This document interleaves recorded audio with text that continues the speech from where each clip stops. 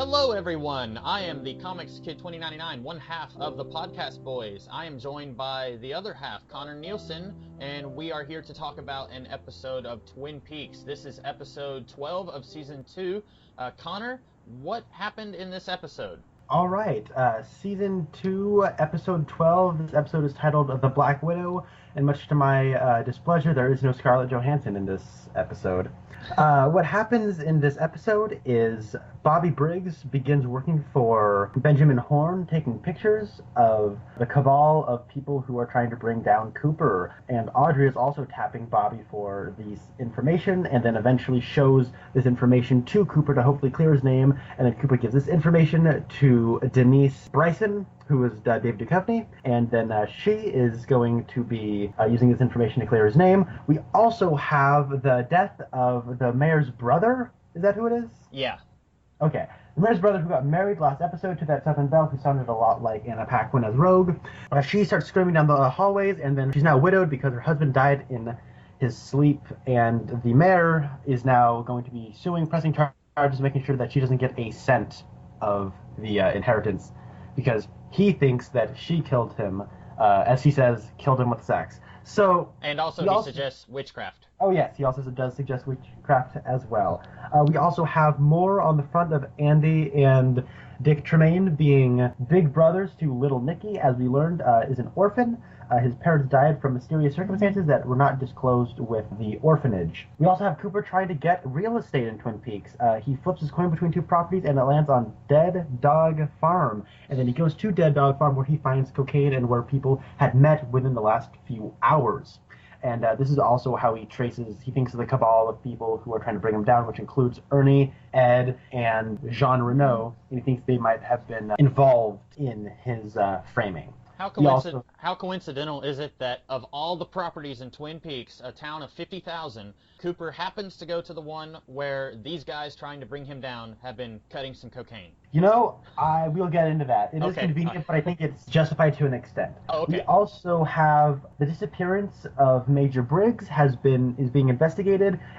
People are wanting to know, what if Cooper may have seen or any kind of animals or whatnot. And then we also find out that the information that those readings from deep space that Major Briggs showed Cooper at the second episode, I believe, of Twin Peaks, where it said the owls are not what they seem. Cooper. They didn't come from deep space. Usually they do, but this stuff did not come from deep space. They came from the woods of Twin Peaks, and they are still trying to figure out where those were being sent to. Then, miraculously, Major Briggs appears at the Briggs household when Bobby comes to his home to reunite with his mother. Yay. And then they all rejoice, but Major Briggs says, "No, honey, everything is not all right." Cue credits. So, Comics Kid, what did you think of this episode? I think that there was some stuff that I liked, but a lot of the stuff in this episode, there was stuff happening. Several times this season, we have accused this series in individual episodes of just treading water, of just kind of reminding us of a lot of the subplots that they've got going on, because they have quite a few subplots in the air at any one time. So most of the time, they're just reminding us of stuff that's going on.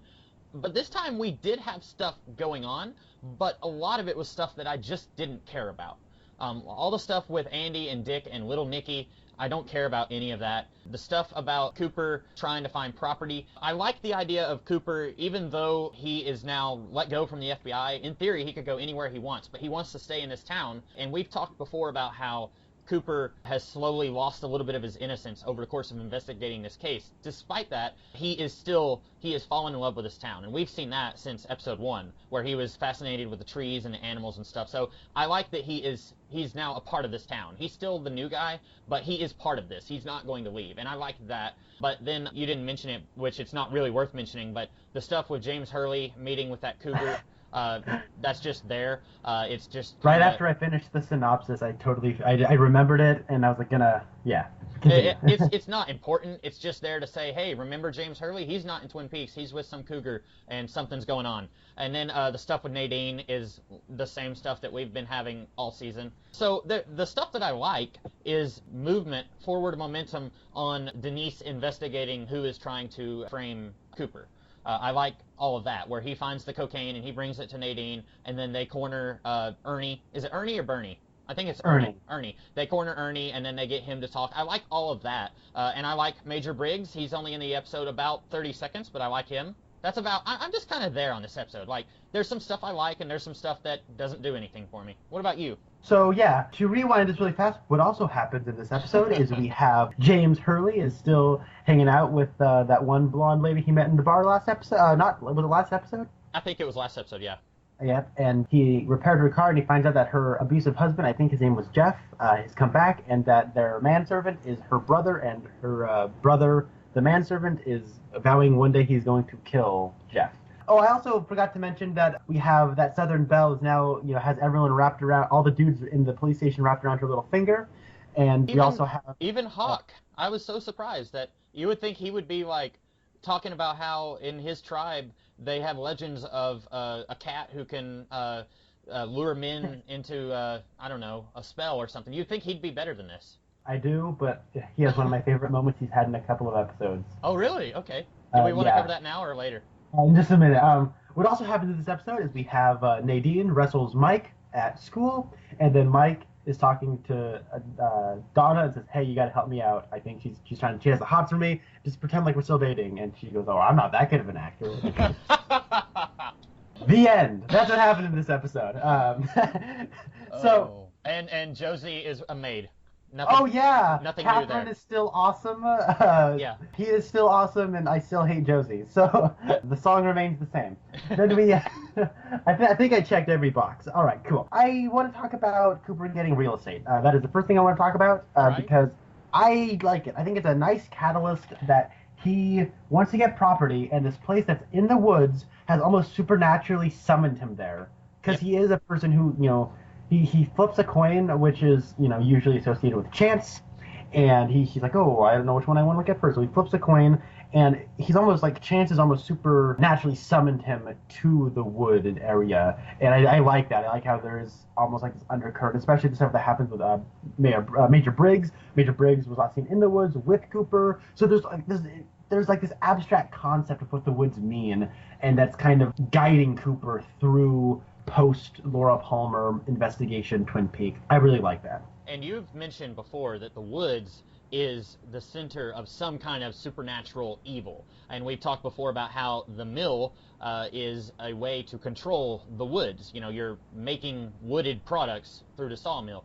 And so Ben and Catherine and Josie all kind of having their little battle for the mill was kind of a way of controlling the supernatural elements, maybe unconsciously. Well, here, this episode pretty much confirms that the woods is a weird place. We've already known for a while that the owls are not what they seem. We are now pretty much confirmed that the woods is a weird and unusual place.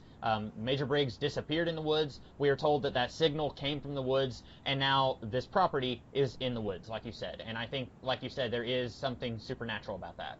Yes. I like them not prolonging, but kind of the opposite. We're getting traction on the subplot of this flaming of Dale Cooper when it comes to the cocaine.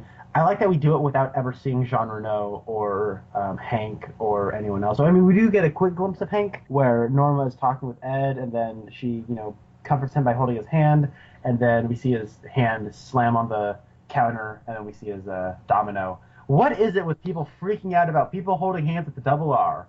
All they want to do is comfort people. Nothing's happening at the Double R. It's okay. Earlier in the season, we saw James getting all moody about his mama. I am still content that he doesn't have a mama. He was just doing that to get with Maddie. But then Maddie's just trying to comfort James in his time of need, allegedly. And she, grabs onto his hand, and then Donna walks in. I met somebody who's sweet and kind and nothing like you. And then she stormed on out. And now we have Ed talking about how he just doesn't really like his life anymore. And then Norma's comforting him. And then Hank's got to get all angry about it. What would happen? What would happen if Hank and Donna got together and vented about their relationship problems? That would be hilarious. Yeah, I would like to see Hank take on a contract to take out Donna. That'd be great. Speaking of Hank, it would be so hilarious if Hank walked on in and said, "Hi there. I just met a woman who's kind and sweet and nothing like any other woman I've ever met," and just stomped on out. Oh, that would be great. But speaking of Hank, I don't know if I ever mentioned this before, and it's something that it's not in the forefront of my mind usually, but so I have the Batman Beyond series on DVD, and in one of the commentaries for that series, it's the episode with Shriek, the sound-based villain in that series.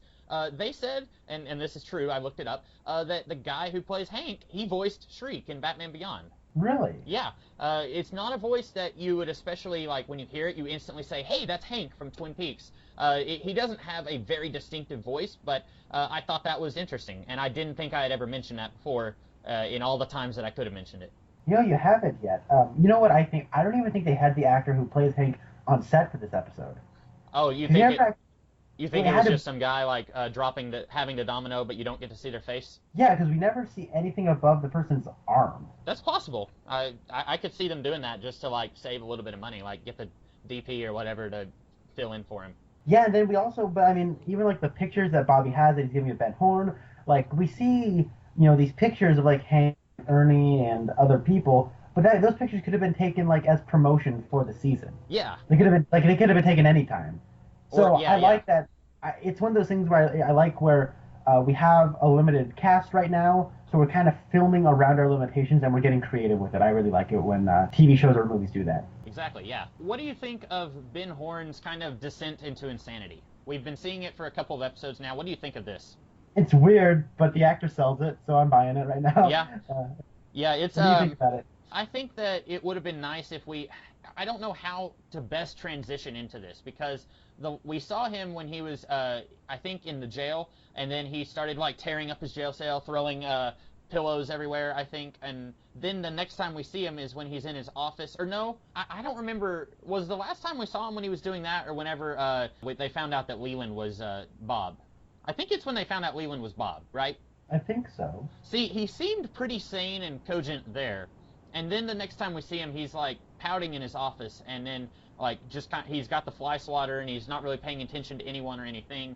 And I guess like it's understandable that he would be at this low point in his life because he lost the mill again, or he had it for like a week and then he lost it, and his daughter pretty much knows that he's scum of the earth, and she told him she doesn't really want anything to do with him. So like I can see him being at this point, but I feel like we needed to see that transition from he's a sane, he's got it together kind of person to he's just kind of lost it and he's crazy. It seems like we just kind of did a light switch and now he's at this point.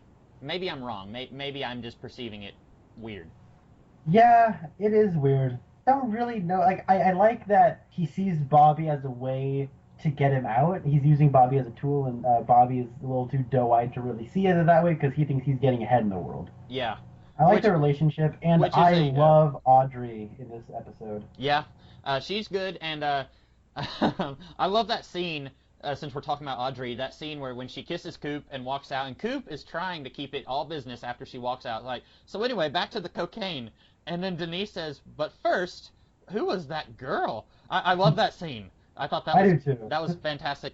Really great line. And then yeah, Audrey doesn't do a whole lot in this episode, but what she does do is great. She instantly, when she sees Denise, she's like jealous. And even though Cooper has friend zoned her multiple times, she's still kind of a little like, hey, hold on a second, who's this other person horning in on my federal agent? So I really like the way she plays that. I do too. I really like David Duchovny in this role. I really like this character. Yeah. There's a little bit more kind of playing Denise as a punchline than I'd like, but at the same time, I'm really interested. I like Duchovny and McLaughlin's chemistry. I think they got great screen presence together, and I really like their characters and the way they play off one another. There's clearly a history with the two. Yeah. I didn't think this episode had more punchlines regarding Denise than the last episode. I thought it was a little better this time. Maybe. Oh, I agree. Yeah. I just think there was still a little more of it than I would like. Yeah. The only time I can think of where it's kind of a punchline is when they're talking to Ernie, and Ernie says something, or no, Denise says, a man will be a buyer, and Ernie says, well, who will the man be? And Denise said, you're looking at him, and then Ernie's like, ew, I gotta go use the bathroom. Like, he's, very revulsed. I think that's the only time I can think of where they're kind of playing it for laughs. Maybe I'm forgetting a moment. No, I mean, yeah, I guess you're right. There's that moment where Denise does confirm that she still does have male plumbing. Yeah. I thought that was a kind of a, clever, funny way to explain that, technically she's still a dude. Yeah, we were wondering about that last episode. We weren't really sure if, and we were, I feel like we handled it pretty well, but we weren't sure, is Denise a transgender person or just a cross-dresser? We weren't really sure where how we would classify this person, but now it seems like that's been confirmed. So and I thought that was probably the best way to handle that. Yeah, I agree. Without just coming right out and saying it in very, very clunky exposition. I thought that was as good of a way to handle it as you could do. Yeah, it's much better than saying, "Oh, where's the restroom? Oh, down the hall to the left. Where's the men's restroom? Yeah, I still have a wiener, you know." There's no weird, ham-fisted way of explaining it to the audience. Yeah. Well, there's one more thing not one more thing. There's another thing that we had mentioned you said you weren't too big on, that I said I kind of interested in. Okay, I can't believe I'm saying this. I really can't. Oh boy. But I like Dick Tremaine. Oh, okay. I hated Dick Tremaine. When it had to do with Lucy's pregnancy, it was the stupidest thing in the world. But now that he has little Nicky to play off of, I love him. I love him so much. Could it be that, and I'm going to, this is partly me projecting myself. Could it be that you hate little Nicky so much that you like Dick by comparison? Not even really that. I don't hate little Nicky. But I do. The stuff with little Nicky is so weird. Yeah. And so there's that part where it's a close up of Andy, and it's there's a little circle gets superimposed on his head with little Nicky wearing a devil's costume. Yeah, that was great. Hilarious. But I don't think it was supposed to be. But I do think it was. It is so. I'm not even gonna say it's tonally jarring. It's just an amalgam of so many different tones at once. I don't really know what to feel, and I'm kind of okay with it. It's back to that thing where we've said that Twin Peaks is both a parody and also the thing that it is parodying. So it's trying to be funny, but at the same time making you think it's trying to be serious a little bit. Yeah, that moment where I think the guy who plays Dick Tremaine just has really good comedic timing when he's playing that kind of sarcastic, smarmy kind of a guy. Yeah. There's that great moment where he talks about little Nicky at the orphanage. Oh no, did his parents die? And then Dick Tremaine goes, "Oh, that is a magnificent deduction, Officer Brennan." Yeah. And he's so sarcastic, but not just sarcastic. He's so bitter about it in his sarcasm, and the way the act, just him trying to change a tire, that whole scene is way too long.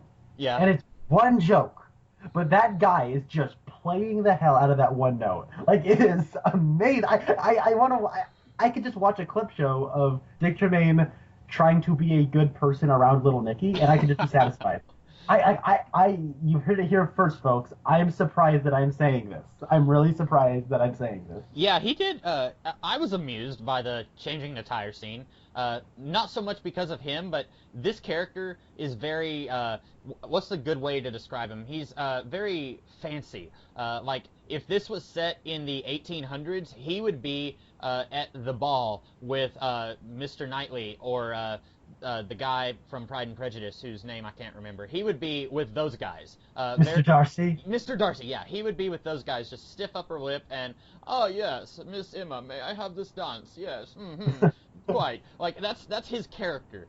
And then he's here trying to do a, air quotes, manly thing. He's trying to change a tire, and on top of that, the stupid kid keeps moving the wheel so that the tire is moving on him. And then, I was amused by it.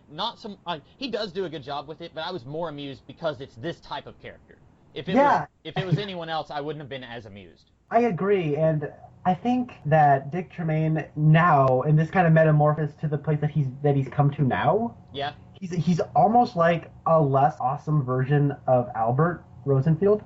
Yeah, a very less awesome. He's very he's very underhanded in how he's approaching everybody and making fun of everybody. Right. And he's very sarcastic, and he's just throwing insults left, right, and center. But he's doing them in such a way that the characters aren't aware of it at first. Right. And then the people have to do a double take. So yeah, I really like Dick Tremaine. Against every bone in my body, I have to admit it, because I think this actor is really making it work. That being said, Andy is also, I think, amusing. They've really got it down where this subplot is really becoming more involved than I like it to be. But Lucy's had nothing to do with this episode, which I think is kind of for the better, because I haven't liked her really at all this season. But Andy is used just the right amount. Yeah. You could not have done that thing you were talking about where he was imagining little Nicky as Satan. You could not have done that with any other character in this episode. Andy is the only person you could have done that with, and it works so well. I was cracking up during that part. So, Comics Kid, I got a question then. Why do you hate Little Nicky? Because for me, he hasn't really done anything, so I can't really judge him one way or the other. Um, he's just an annoying kid. I don't, I'm not a huge kid person. I've said once before that, in general, human beings from about the age of 2 or 3 to about the age of 82 or 83, usually they annoy me. And so, like, kids especially, like, whenever they do or say anything, I'm just like, leave me alone. I don't want to be near you. And like, you're right, he hasn't done a whole lot. So far, all he's done, he has pestered Dick and Andy when they were at the R&R, and then he was doing that thing where he was moving the steering wheel when Dick was trying to change the tire. But I was just, I don't like Dick. Neither one of us have really liked him a whole lot until now. But like in this one, Dick kept saying, "Hey, stop moving the tire." And then Nicky stops for a second, and then he keeps doing it. And I'm just like, Nicky, stop! Like, I just want to get in there with Dick and just be like, Nicky, put your head under the car, now! Like he's not bad, but he's just mildly annoying. Comics Kid, you curmudgeon, you. I am, yes. I'm an old person in a 20-something's body. That's my, I've always been that way. Except when I wasn't a 20-something, then I was still an old person, though. So let's see, what else was there to talk about here? Oh, Bobby, you had said that you like that he's kind of a little bit naive about his working relationship with Ben Horn, and I agree. I really like that Bobby. He thinks that he is hot stuff. He thinks that he is in control of this situation, but I think you're right. He is definitely not in the driving seat here. Now, Ben Horn is not especially in the driving seat either because he's kind of going insane, but Bobby is not the master manipulator that he thinks he is. You know what I'm saying? I like that Bobby is kind of being backseated as he thinks that he's like very clever, but he's not as clever as he thinks he is. I really like the way they play that. I do too, and I like how that's played for more than like because Ben Horn is a rich, powerful dude. Yeah, he's going insane, but he's still a manipulator. Like there's that stuff with he's talking about look at this building in front of you. What do you see at the top? Yeah, he's still doing those old tricks because he's not so far gone yet. He still has some kind of control over what he thinks. And you could think, oh well, this is Ben Horn. Like it's a little bit different than what he's used than what Bobby. He's a little bit out of Bobby's fighting weight. But I like how when we bring in Audrey, he still thinks he's hot stuff, but he isn't as cool as he thinks he is. Definitely. The other stuff he's trying to be all. I made a prediction that like Audrey and Bobby were like kind of like having a bit of a little thing going, a little fling. Right. I was wrong. Bobby would like to think he's having a fling with Audrey. That ain't happening. I really like how he leans in for a kiss and she goes, no.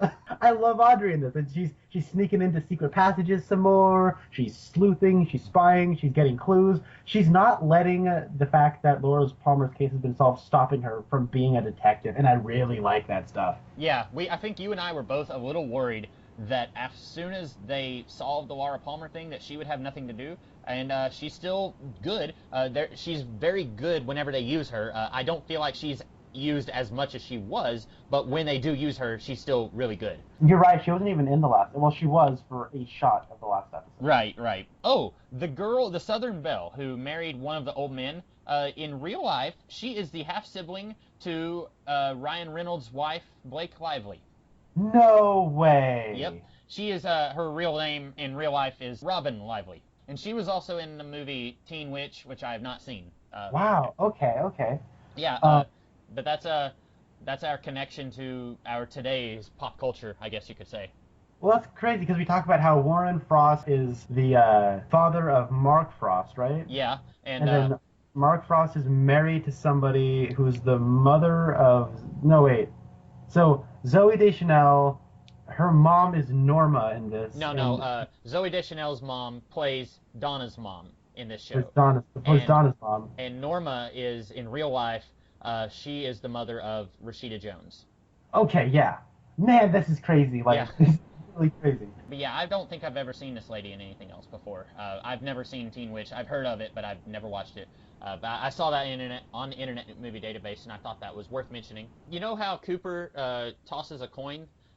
You mentioned that, and I instantly thought, you know how you said that Richard Beymer would make a really great Norman Osborn if we went back in time? I think that Dale Cooper, or circa early 90s would have been a fantastic Two-Face and Harvey Dent. Who would have? Cooper. Kyle MacLachlan. Yeah. I think he has the good looks and the charm of Harvey Dent, but I think he also could pull off the dark side of Two-Face. He kind of reminds me of an older version of Aaron Eckhart a little bit. I can see that, yeah. So you had mentioned that that Robin Lively's performance, she has that very typical Southern Belle accent that sounded a lot like Anna Paquin from the X-Men movies. Yeah. I think it's really funny that she mentions that she's cursed and she killed somebody in bed, allegedly. I didn't think about that, yeah.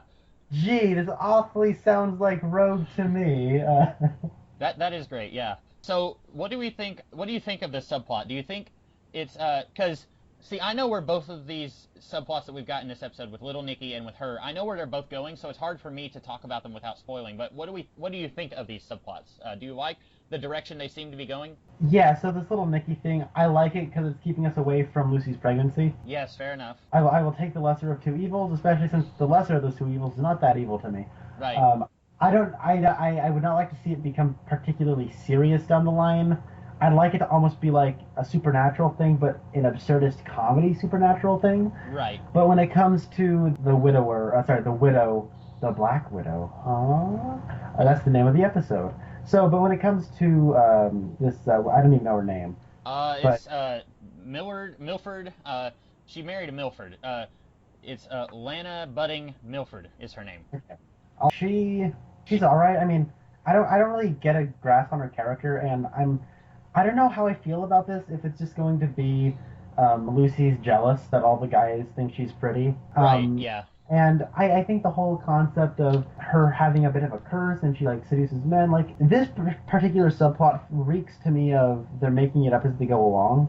Yeah. Because like in this episode, she's barely in it, but I don't particularly want to see this character outside of, oh, my husband's dead now, he was old, what do I do now? I don't want to see her still hanging around in Twin Peaks, like, go back to Texas or wherever you come from, you know what I mean? Like, I don't really understand why we're introducing a new character to cause this much of a dilemma now. I don't get it. And I think it all goes back to what we've been saying all along, is that once they take care of the plot of who killed Laura Palmer, we're left with a big, what the heck do we do now? And so they're introducing these subplots like this, and I think they're very hit or miss.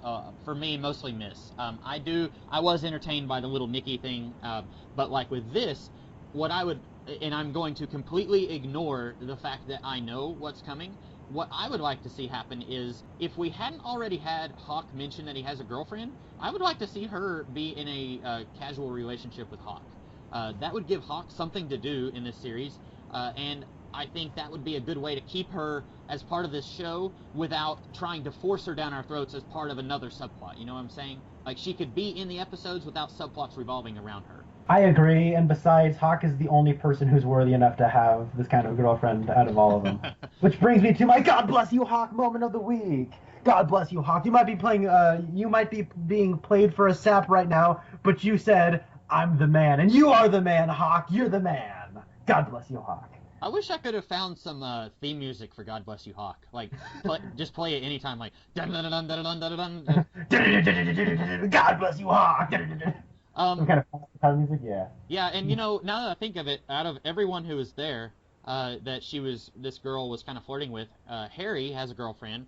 Well, I guess Hawk does have a girlfriend that he mentioned, but we've never seen her. And then Andy is sort of got a girlfriend. Was anyone else in that room? Oh yeah, there was Dr. Hayward, was he in there? Dr. Hayward, yeah. Oh, that dog. I've always suspected that he was a bit of a scoundrel. Yeah, he gives Han Solo a run for his money. Can you imagine a Doc Hayward ongoing series, like kind of like what was that medical show with Dick Van Dyke? Not Doogie Howser, MD. That's it. Oh, that was it. Not Doogie Howser. Yeah, it was one of those shows that with like centers around doctors. I could just imagine something like that with Doc Hayward as the main character, and then he's married and he's got a daughter. He has 3 daughters technically, but he has a daughter, and then there's 2 of them in a cellar. Right. And the very last episode ends with him getting arrested for child abuse, leaving them. That got dark, but it makes sense if you listen to all of the podcasts. We've got this running joke about 2/3 of the of the Hayward kids. Anyway, yeah, I'd love to see Doc Hayward just doing scoundrel-esque things like flirting with a girl who's like a third of his age. Yeah, that'd be awesome. Um, So we Go talk ahead. about Twin Peaks being a soap opera that's a parody of soap operas. Yes. We had, for the longest time, it seemed like we had Invitation to Love, which has been, absent for a I while know. now. I don't think it's been in this whole season. I think you're right. If memory serves, the last time we saw it is when Hank shoots Leo, Yeah. and then Leo sees Montana getting shot by Chet on Invitation to Love. And in my head, Leo is thinking, not Chet or not Montana. I think we determined Leo is the guy who introduced Invitation to Love to everyone in Twin Peaks. Yeah, I think. Maybe that's it. Maybe because he's in a coma, everyone else has kind of lost interest in the show. Like, Yeah, well, you're right. Leo's Yeah. not here to drum up interest. Let's just watch something else. I think, as nefarious as a person as Leo was, everyone gossiped about Invitation to Love with him. Yeah. Like, if, everyone talks about Game of Thrones with their friends, like, Leo was the Invitation to Love guy. Yeah, I can also imagine in the revival that we're going to get, everyone on social media will be talking about Invitation to Love in the same way that they talk about Game of Thrones now. That would be amazing. That would be so amazing. What I was getting at with this point was the stuff with James feels like a soap opera and not a good one. Yeah, Like, it's just, I'm gonna fix the car for this pretty older lady. I am the pretty older lady's brother and the manservant, and her husband is my boss. He beats up my sister. I'm gonna get him. Oh, I'm drunk. That's why I'm telling you this. yeah. It's so, like, generic and been here, done that. I mean, why does this need to be in this? Why is this important to James? I don't get the importance of this at all. And I don't know if I mentioned this, but I talked about how, I think I mentioned this, how you've got James and Donna at the very beginning of the series. They first start dating, and I kind of liked the idea of their relationship. In premise, I thought it was good. In execution, no. But I like the idea of these two people who were platonic friends, and they knew each other through a third party, and now that that third party is gone, they grow closer together. I like all of that. The problem is, in real life, this relationship has been going on for like a year, and usually in television, when you have characters doing something, you can't have them doing the same thing for multiple years. Eventually, the actors are going to get tired of doing the same thing, the writers are going to get tired of making them do the same thing, and the audiences are going to get tired of watching them do the same thing. So you have to change stuff up. You have to say, okay, now in this season, James runs out on his relationship with Donna, and he goes to another town, and he starts flirting with a cougar. And you have to come up with new scenarios to put your characters in. That makes sense, and that's a thing across all television shows. But the problem is, Twin Peaks is happening in slower than real time. It's only been about 3 weeks since he started dating Donna, and already their relationship is on the outs, and now he's with some older woman fixing her car. And so it feels rushed, but at the same time, we've seen so much of his what we've seen of his relationship with Donna, neither one of us liked, and so I think we were both ready for something different, but now it's another case of, after we solve the mystery of who killed Laura Palmer, what do we do with these characters? And unfortunately for James and Donna, they never had anything to do anyway, so it's even worse than some of these other characters. Yeah, I definitely agree with that. So, I mentioned that as much as I don't like James, his subplot, I really like the scene with Ed.